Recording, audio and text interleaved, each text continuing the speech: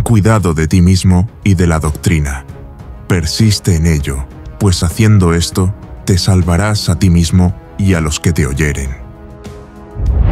En el viaje espiritual de cada creyente, nuestras doctrinas se alzan como los cimientos mismos que sostienen nuestra fe.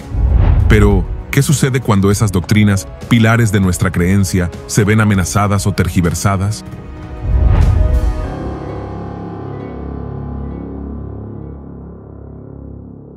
En este video, nos sumergiremos en un análisis meticuloso de las 7 doctrinas más peligrosas que acechan en nuestro ámbito espiritual hoy en día.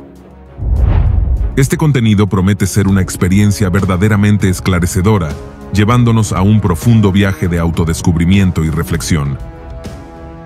Nos equipará con las herramientas necesarias para discernir y comprender los errores doctrinales que pueden infiltrarse sutilmente en nuestra fe. Antes de iniciar, no te olvides de suscribirte a nuestro canal y activa la campanita de notificaciones para que YouTube te avise cada vez que publicamos un video nuevo. ¡Empezamos!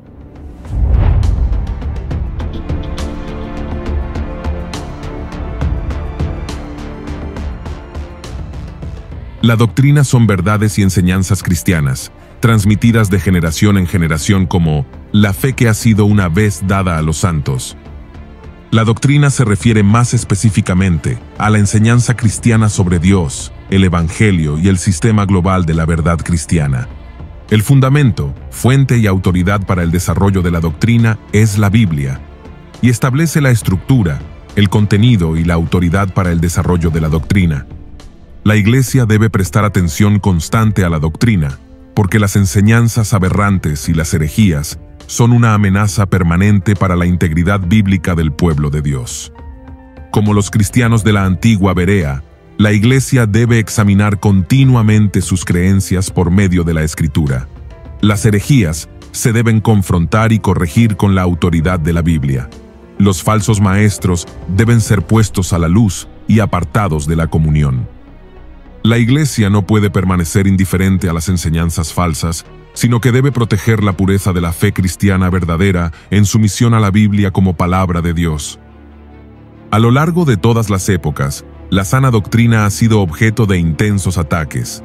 Sin embargo, hemos observado la introducción de doctrinas falsas y demoníacas en las iglesias cristianas, frecuentemente sin que éstas lo perciban. Ideas humanistas, sectarias y de naturaleza diabólica han infiltrado el pensamiento teológico.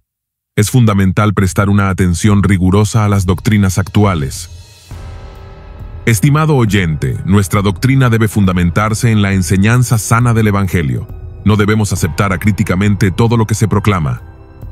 En la actualidad, es común que cualquiera que lea la Biblia o declare su fe en Dios sea aceptado como hermano, sin un análisis exhaustivo de sus errores doctrinales. Dicho esto, exploraremos las 7 doctrinas que han sido identificadas como controversiales o peligrosas. Número 1. La doctrina la feminidad del Espíritu Santo. Esta doctrina que sostiene que el Espíritu Santo es de naturaleza femenina es una creencia particular que desafía la concepción tradicional de la divinidad. Esta doctrina postula que el Espíritu Santo, una de las personas de la Santísima Trinidad en el cristianismo, es femenino en su naturaleza y manifestación. En el contexto de esta doctrina, se argumenta que el Espíritu Santo puede ser entendido como una figura materna que nutre, da vida y conforta a los creyentes, en contraposición a una imagen puramente masculina de la divinidad. Se destacan diversas interpretaciones de pasajes bíblicos y símbolos que se utilizan para respaldar esta creencia, incluyendo metáforas que sugieren una relación maternal, como la del Espíritu Santo como una paloma, un símbolo de cuidado y protección. Los defensores de la doctrina que afirma que el Espíritu Santo es de naturaleza femenina ofrecen varios argumentos para respaldar esta creencia. Primero, argumentan que hay pasajes en la Biblia que sugieren la presencia de características femeninas en el Espíritu Santo. Por ejemplo, en el libro de Génesis capítulo 1 versículo 2. Y la tierra estaba desordenada y vacía, y las tinieblas estaban sobre la faz del abismo, y el Espíritu de Dios se movía sobre la faz de las aguas.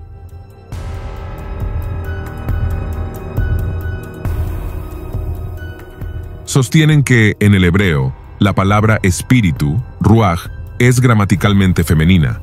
Por lo tanto, argumentan que esta referencia inicial al Espíritu Santo como femenino sugiere una naturaleza femenina de esta entidad divina.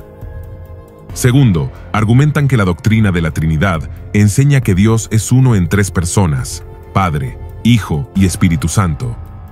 Si el Padre representa la figura masculina y el Hijo asume una forma humana masculina en Jesucristo, entonces sostienen que sería coherente que el Espíritu Santo, la tercera persona de la Trinidad, represente la dimensión femenina de la divinidad. Se respaldan en Isaías capítulo 66, versículo 13. Como aquel a quien consuela su madre, así os consolaré yo a vosotros, y en Jerusalén tomaréis consuelo. Argumentan que esta imagen maternal refleja el amor y la ternura asociados con el Espíritu Santo en su aspecto femenino. Tercer argumento, argumentan que una comprensión exclusivamente masculina de la divinidad puede llevar a una visión sesgada y limitada de la espiritualidad, excluyendo la experiencia y la identificación de las personas con lo divino. Sostienen que reconocer la feminidad en el Espíritu Santo proporciona una representación más completa y equilibrada de la naturaleza de Dios. Otro de los pasajes muy usados es Gálatas capítulo 4 versículo 26, mas la Jerusalén de arriba, la cual es madre de todos nosotros, es libre. Aquí ven en esta referencia una alusión al Espíritu Santo, como una figura materna que da vida espiritualmente. Estos son algunos de los pasajes bíblicos que los defensores de la doctrina de que el Espíritu Santo es de naturaleza femenina utilizan para respaldar su creencia. Ahora bien, ¿es correcta esta corriente doctrinal? Aquí te presentamos argumentos para refutar esta herejía. Primero, la doctrina tradicional de la Trinidad en el cristianismo sostiene que Dios existe en tres personas: Padre, Hijo y Espíritu Santo. Esta enseñanza no hace distinciones de género para el Espíritu Santo y ha sido ampliamente aceptada a lo largo de la historia de la Iglesia. Ninguno de los padres de la Iglesia respaldó esta posición. Por lo tanto, la doctrina de la feminidad del Espíritu Santo es una corriente nueva y carece de respaldo histórico. Segundo, la interpretación de pasajes bíblicos que sugieren una conexión femenina del Espíritu Santo es tergiversada. Si bien hay metáforas que utilizan imágenes femeninas para describir aspectos de la divinidad, no hay una base sólida para afirmar que el Espíritu Santo es inherentemente femenino en su naturaleza. Por ejemplo, Gálatas capítulo 4 versículo 26, donde dice: «Mas la Jerusalén de arriba, la cual es madre de todos nosotros, es libre». Aquí, el Espíritu Santo no es mencionado en absoluto. Por eso, algunos defensores tienden a torcer el texto para ajustarlo a sus interpretaciones. En este versículo, Pablo contrasta la Jerusalén terrenal, que simbólicamente representa la ley que esclaviza, con la Jerusalén celestial. Esta última es la capital de todos los que son justificados por la fe, ya sean judíos o gentiles, siendo la madre espiritual de todos los creyentes. Tercero, coherencia teológica. Introducir la idea de que el Espíritu Santo es de naturaleza femenina plantea problemas teológicos y doctrinales en términos de coherencia con otras enseñanzas bíblicas y la comprensión de la Trinidad como una unidad indivisible. Cuarto, lenguaje bíblico. El lenguaje utilizado en la Biblia para describir al Espíritu Santo generalmente es neutro o masculino. Si bien se utilizan metáforas y símbolos que pueden evocar imágenes femeninas, estas no deben interpretarse de manera literal para atribuir género al Espíritu Santo. Estos argumentos refutan la doctrina que afirma que el Espíritu Santo es de naturaleza femenina al cuestionar su coherencia con la enseñanza tradicional, la interpretación bíblica, la coherencia teológica y el lenguaje utilizado en las Escrituras.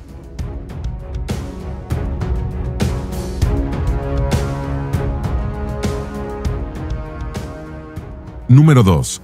La teología liberal. La teología liberal es un enfoque teológico que se desarrolló principalmente en el siglo XIX y continúa hasta hoy. se caracteriza por su interpretación de la fe cristiana en un contexto contemporáneo, haciendo hincapié en la interpretación histórica y cultural de los textos religiosos, así como en la importancia de la razón y la experiencia humana en la comprensión de la fe. Aquí te presentamos algunos de los principales argumentos y características de la teología liberal. Primero, crítica a la ortodoxia tradicional. La teología liberal cuestiona muchos de los dogmas y creencias tradicionales del cristianismo ortodoxo, como la infalibilidad de la Biblia, la concepción virginal de Jesús, la resurrección física y la exclusividad de la salvación a través de Cristo. Segundo, énfasis en la razón y la experiencia. Los teólogos liberales valoran la razón y la experiencia humana como herramientas importantes para interpretar la fe. Ven la revelación divina como algo que se manifiesta a través de la historia y la experiencia personal, más que como una verdad revelada de manera sobrenatural. Tercero, rechazo del fundamentalismo. La teología liberal suele rechazar el fundamentalismo religioso, que interpreta la Escritura de manera literal y se adhiere estrictamente a las creencias tradicionales sin cuestionamiento. En cambio, promueve una interpretación más flexible y contextualizada de los textos sagrados. Estimado oyente, la doctrina liberal es vista como peligrosa debido a su tendencia a cambiar los principios recibidos, transformando el Evangelio en algo mundano y sin rigor.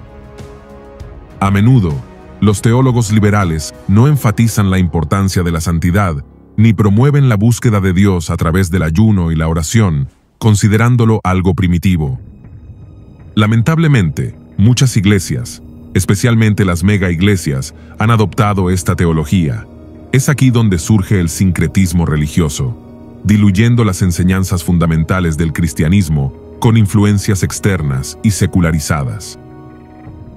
A continuación, te presentamos argumentos que refutan esta teología. Primero, falta de fundamento bíblico sólido. Los críticos argumentan que la teología liberal a menudo descarta o reinterpretan de manera radical las enseñanzas bíblicas tradicionales, lo que resulta en una pérdida de la autoridad de la Escritura como la palabra de Dios. Segundo, relativismo teológico. Al enfatizar la razón y la experiencia humana sobre la revelación divina, algunos argumentan que la teología liberal puede caer en un relativismo teológico, donde la verdad es vista como relativa y subjetiva en lugar de objetiva y revelada por Dios. Tercero, desvinculación de la tradición cristiana. Al enfocarse en la adaptación a los cambios culturales y sociales, la teología liberal puede correr el riesgo de desvincularse de la rica tradición teológica y espiritual del cristianismo, perdiendo así su conexión con la historia y la identidad cristiana. Cuarto, pérdida del énfasis en la salvación y la redención. La teología liberal tiende a minimizar o incluso eliminar la importancia de la salvación a través de Cristo y la necesidad de redención del pecado, lo que socava aspectos centrales de la fe cristiana. Por último, débil fundamento ético. A pesar de su énfasis en la ética y la justicia social, se argumenta que la teología liberal puede carecer de un fundamento ético sólido y coherente, especialmente si se basa más en las tendencias culturales contemporáneas que en principios éticos universales.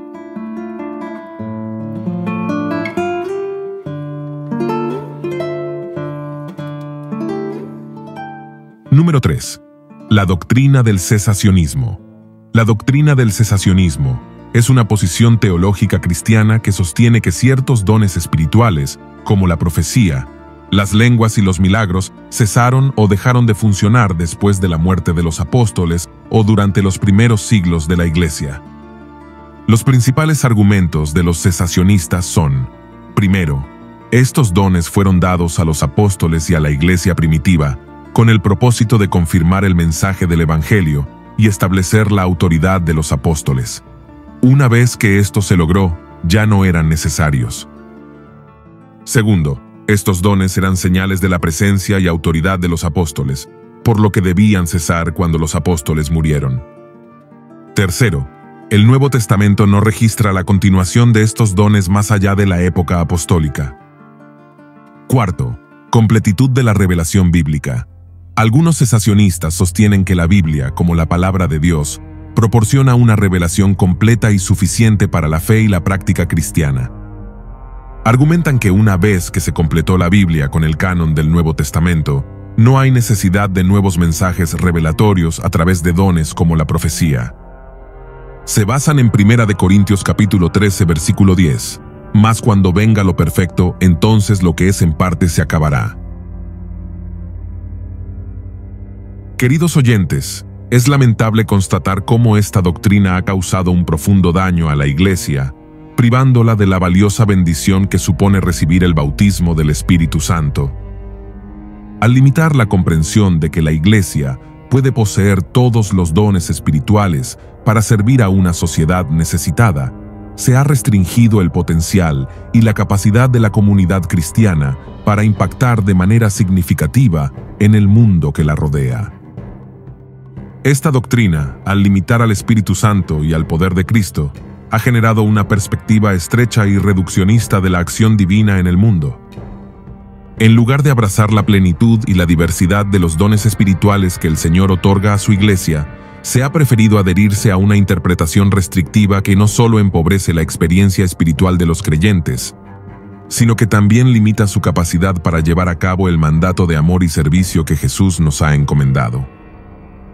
Aquí te presentamos algunos argumentos para refutar esta herejía. Primero, continuidad bíblica. No hay un fundamento bíblico sólido para afirmar que los dones espirituales cesaron después de la era apostólica. Las Escrituras no establecen una fecha de expiración para estos dones. En cuanto a 1 Corintios capítulo 13, versículo 10, donde dice, «Mas cuando venga lo perfecto, entonces lo que es en parte se acabará».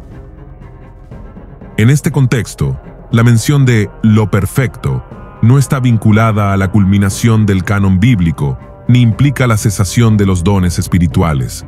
Más bien, apunta hacia la consumación escatológica, es decir, el estado de perfección alcanzado en la gloria celestial.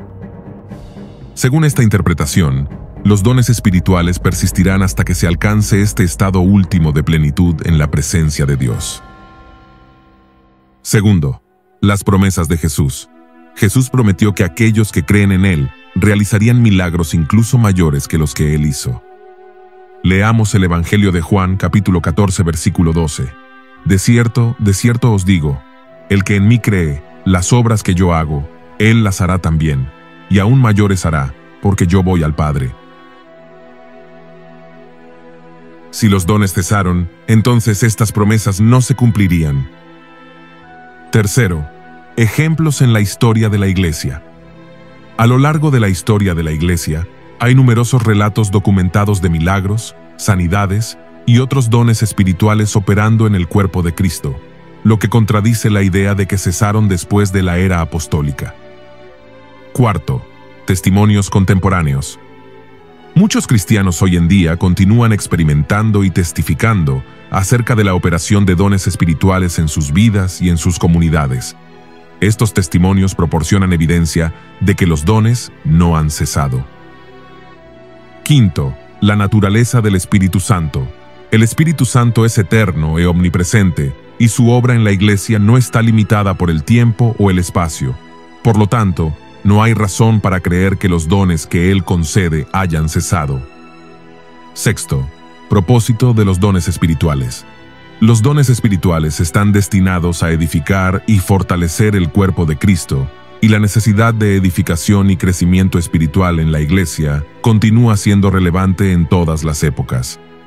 Séptimo, inconsistencias en la aplicación del cesacionismo. Aquellos que defienden el cesacionismo suelen hacer excepciones para ciertos dones, como la enseñanza o la exhortación, lo que demuestra una inconsistencia en su argumento. Estos son algunos de los argumentos principales que se pueden utilizar para refutar la doctrina del cesacionismo y sostener la continuidad de los dones espirituales en la Iglesia hoy en día. Estimados oyentes, millones de cristianos somos testigos vivos de que Dios continúa otorgando dones espirituales, incluido el don de lenguas. Esta realidad se fundamenta en nuestra experiencia personal y en el testimonio visible de la Iglesia, lo que confirma el cumplimiento continuo de estas promesas divinas.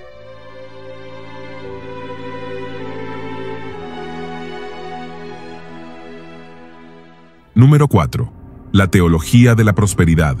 La teología de la prosperidad es una corriente teológica dentro del cristianismo que sostiene la creencia de que Dios desea que sus seguidores sean prósperos y exitosos en todos los aspectos de la vida, incluyendo la salud, las relaciones y las finanzas. Aquí están algunos de sus principales argumentos. Primero, la voluntad de Dios para la prosperidad. Los defensores de la teología de la prosperidad argumentan que las escrituras bíblicas, especialmente en el Antiguo Testamento, prometen bendiciones materiales y prosperidad a aquellos que siguen fielmente a Dios. Citas como Deuteronomio capítulo 28 versículo 12. El Señor enviará lluvias en el tiempo oportuno desde su inagotable tesoro en los cielos y bendecirá todo tu trabajo. Tú prestarás a muchas naciones, pero jamás tendrás necesidad de pedirles prestado. Textos como estos comúnmente son utilizados para respaldar esta idea. Segundo, la siembra y la cosecha. Un principio importante en la teología de la prosperidad es el concepto de siembra y cosecha. Se enseña que aquellos que siembran generosamente, ya sea en forma de tiempo, talento o dinero, cosecharán abundancia en retorno. Esta idea se basa en pasajes como 2 de Corintios capítulo 9 versículo 6. Pero esto digo, el que siembra escasamente, también segará escasamente, y el que siembra generosamente, generosamente también segará.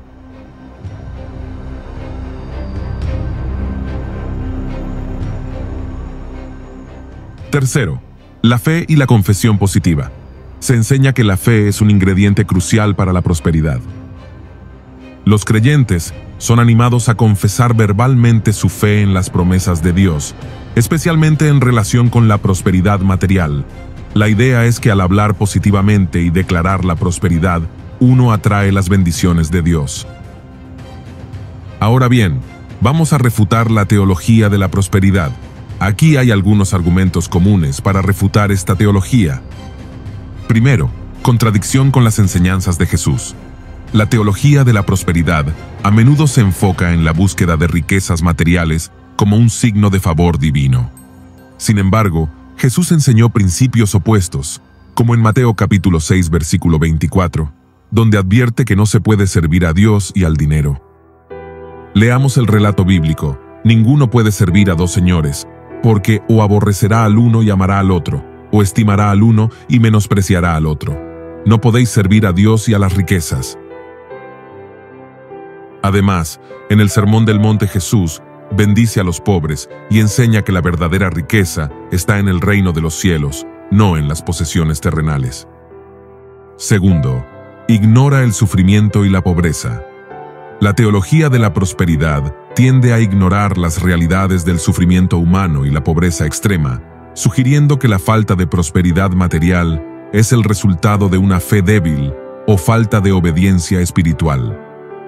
Esto puede ser insensible y despectivo hacia aquellos que luchan en circunstancias difíciles.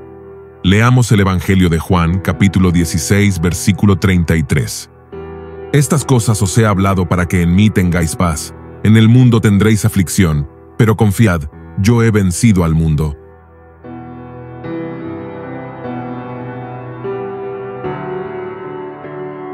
Tercero, enfoque en lo material en lugar de lo espiritual.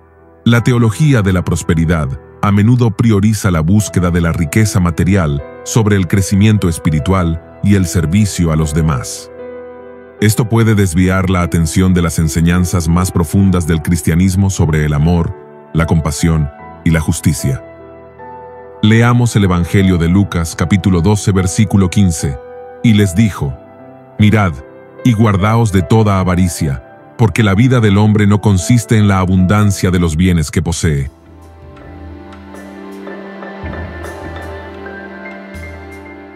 Esta es una de las banderas rojas de peligro que el Señor izó y que la mayoría de la gente en la actualidad no parece considerar en mucho.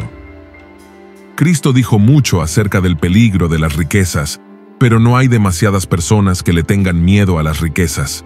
La codicia no es considerada en la práctica como un pecado en nuestros tiempos. Cuarto, promoción del egoísmo y el individualismo. Al centrarse en la búsqueda de la prosperidad personal, Esta teología puede fomentar actitudes egoístas y un enfoque excesivo en el éxito individual, en lugar de promover valores como la generosidad y la solidaridad con los menos afortunados. En lugar de enfocarse exclusivamente en la prosperidad material, los creyentes deben enfatizar en la importancia de vivir una vida de fe que incluya el amor a Dios y al prójimo, independientemente de las circunstancias financieras.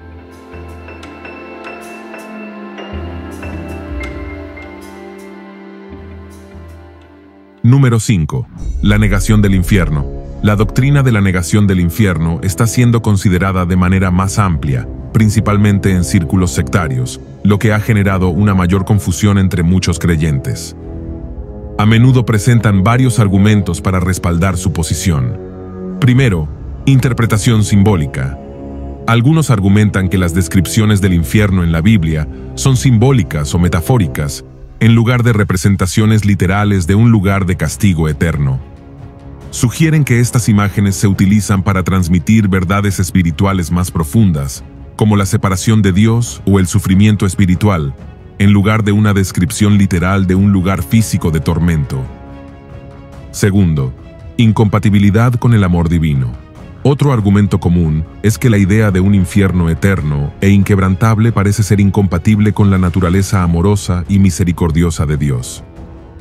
Se argumenta que un Dios amoroso no condenaría a sus criaturas a un castigo eterno, sino que ofrecería oportunidades de redención y reconciliación, incluso después de la muerte. Tercero, contexto cultural y literario. Se argumenta que las concepciones del infierno en la Biblia deben entenderse en el contexto cultural y literario en el que fueron escritas.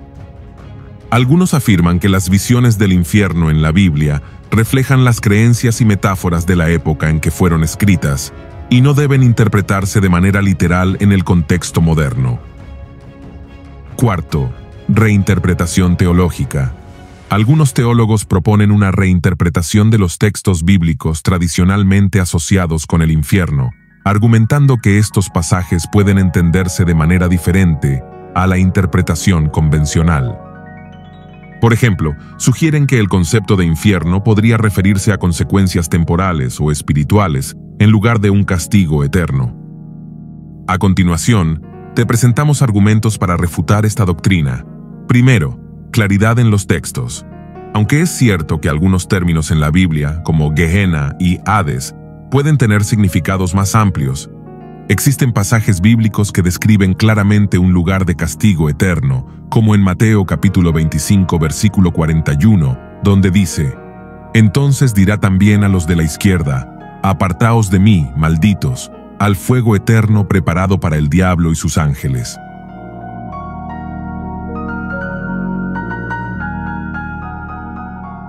Segundo, interpretación simbólica. Si bien es válido reconocer que la Biblia contiene imágenes simbólicas, es importante no descartar la posibilidad de interpretaciones tanto literales como simbólicas. Tanto Jesús como otros escritores bíblicos hablaron literalmente sobre un destino final después de la muerte. Tercero, desarrollo histórico de la doctrina. Si bien es cierto que la idea del infierno pudo haberse desarrollado a lo largo de la historia del cristianismo, la enseñanza del infierno se basa en las palabras de Jesús y en otras enseñanzas bíblicas, y que ha sido sostenida por la Iglesia desde sus primeros días. Cuarto, énfasis en la justicia restaurativa. Aunque la idea de la justicia restaurativa es importante en la teología cristiana, la justicia incluye el concepto de consecuencias eternas para aquellos que rechazan a Dios y se apartan de Él de forma definitiva, lo que se refleja en las enseñanzas sobre el infierno. Por lo tanto, la doctrina del infierno ha sido una creencia central, basada en las enseñanzas bíblicas, y ha sido sostenida por la mayoría de las tradiciones cristianas a lo largo de la historia.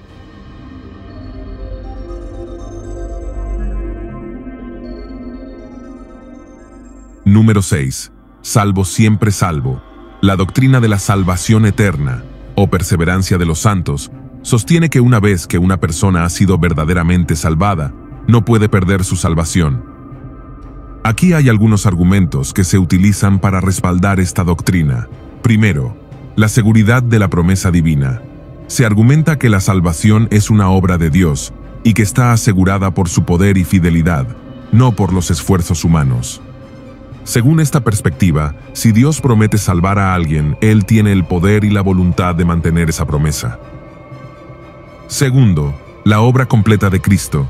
Se sostiene que la obra redentora de Cristo en la cruz es completa y suficiente para salvar completamente a aquellos que creen en Él. Según esta doctrina, no hay nada que los creyentes puedan hacer para ganar o perder su salvación, ya que está basada únicamente en la gracia de Dios. Tercero, la garantía del Espíritu Santo. Se argumenta que aquellos que son verdaderamente salvos son sellados con el Espíritu Santo como garantía de su herencia eterna. Esta presencia del Espíritu Santo en la vida del creyente es vista como una seguridad de que Dios completará la obra que ha comenzado. Cuarto, la soberanía de Dios. Aquellos que sostienen esta doctrina enfatizan la soberanía de Dios sobre todas las cosas, incluida la salvación. Argumentan que si Dios ha elegido salvar a alguien, no puede ser frustrado por las acciones humanas, ya que su propósito soberano prevalecerá.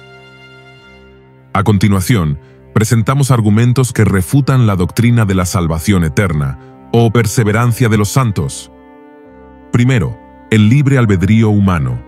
La doctrina de la perseverancia de los santos a menudo enfatiza la soberanía de Dios en la salvación, pero esta doctrina ignora el papel del libre albedrío humano. Los creyentes aún salvos tienen la capacidad de aceptar o rechazar a Dios, y por lo tanto, tienen la posibilidad de abandonar su fe en cualquier momento.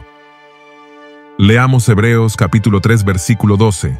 Mirad, hermanos, que no haya en ninguno de vosotros corazón malo de incredulidad para apartarse del Dios vivo.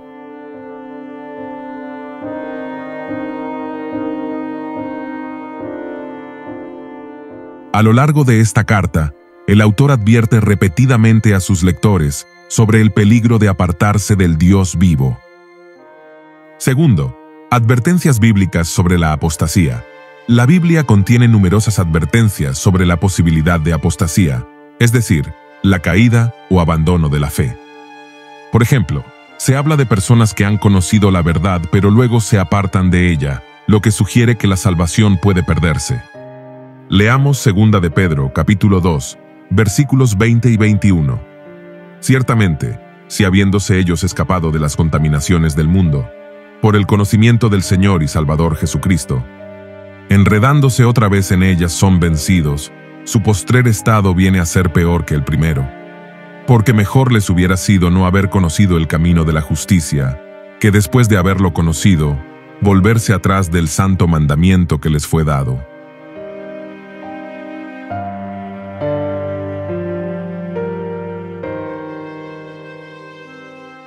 Además, existen otros pasajes bíblicos que nos exhortan como creyentes a no abandonar nuestra fe.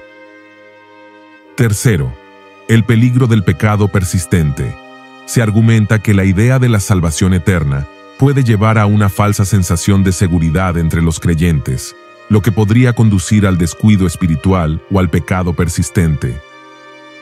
La Biblia advierte contra el pecado y llama a los creyentes a perseverar en la fe y a vivir vidas santas. Cuarto, experiencias personales de pérdida de fe. Muchas personas han compartido experiencias personales de haber perdido su fe después de haber sido creyentes comprometidos. Estas experiencias desafían la idea de que la salvación es irrevocable una vez que se ha recibido. Por lo tanto, los críticos de la doctrina de la salvación eterna argumentan que esta doctrina no tiene en cuenta las advertencias bíblicas sobre la apostasía, ignora el papel del libre albedrío humano, puede llevar al descuido espiritual, plantea preguntas sobre el juicio final y no se alinea con las experiencias personales de algunos individuos.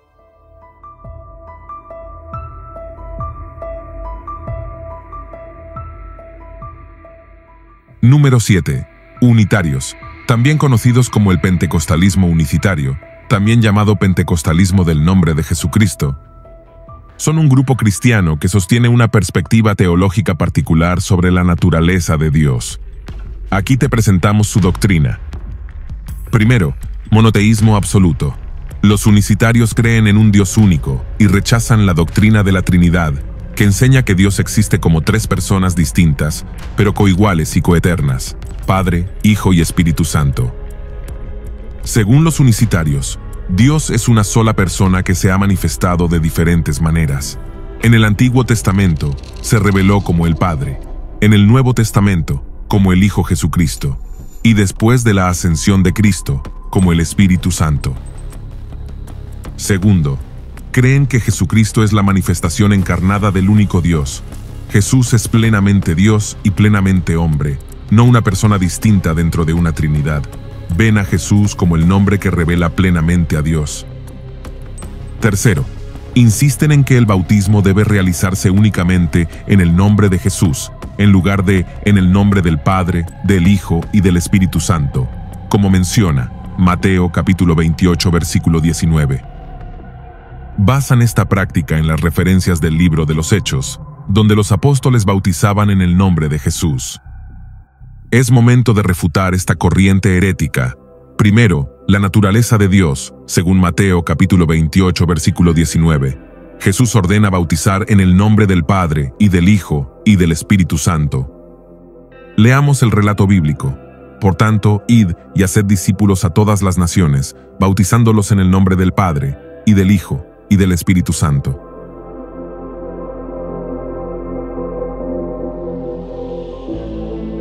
Este versículo muestra tres personas distintas, no simplemente tres manifestaciones de una sola persona como manifiestan los unicitarios.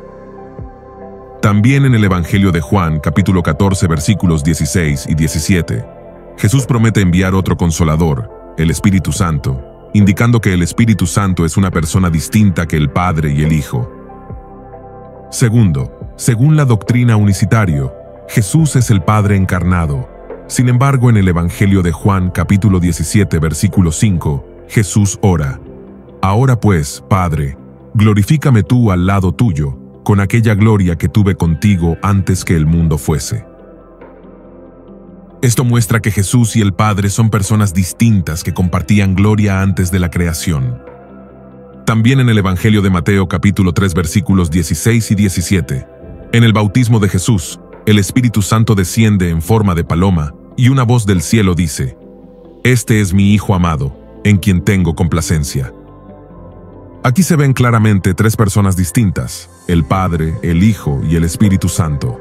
Tercero, la forma bautismal, según el Evangelio de Mateo, capítulo 28, versículo 19. Jesús instruye claramente a sus discípulos a bautizar en el nombre del Padre, del Hijo y del Espíritu Santo. Este mandato de Jesús no puede ser ignorado y muestra la importancia de reconocer la Trinidad en el bautismo.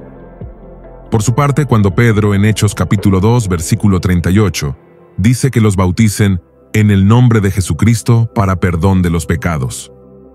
Esto puede entenderse como bautizar en la autoridad de Jesús, sin descartar la fórmula trinitaria indicada por Jesús mismo. Cuarto, doctrina de la Iglesia primitiva: Trinidad desde el principio. Según la doctrina unicitario sugieren, la doctrina de la Trinidad es una invención posterior y no se encuentra en la Iglesia primitiva. Pero los escritos tempranos de cristianos como Ignacio de Antioquía, Justino Mártir e Ireneo muestran una comprensión de Dios como una Trinidad mucho antes del Concilio de Nicea. En el Concilio de Nicea no se inventó la Trinidad, sino que aclaró y formalizó la doctrina trinitaria que ya existía, respondiendo a las herejías que estaban surgiendo en ese tiempo. Por lo tanto, la doctrina trinitaria se basa en una interpretación amplia y coherente de las Escrituras, que reconoce la distinción y la unidad entre el Padre, el Hijo y el Espíritu Santo. Los textos bíblicos muestran interacciones claras entre estas tres personas divinas, lo que refuta la idea de que son simplemente manifestaciones de una sola persona. La evidencia histórica de los primeros cristianos también apoya la comprensión trinitaria de Dios, que ha sido una creencia central del cristianismo desde sus inicios. Apreciados oyentes, las falsas doctrinas representan un desafío continuo para la integridad y la pureza de cualquier sistema de creencias.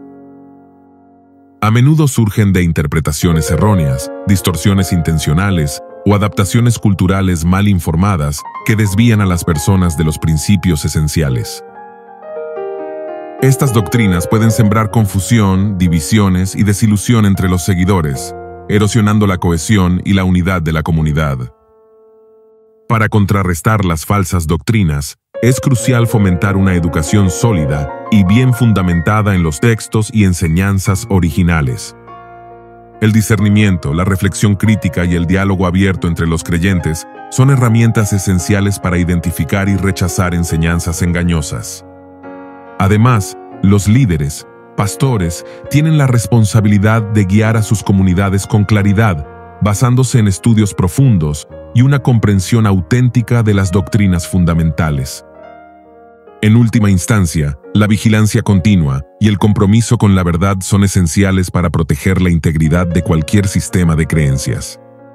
Al hacerlo, se preserva no solo la pureza doctrinal, sino también la salud espiritual y moral de la comunidad en su conjunto.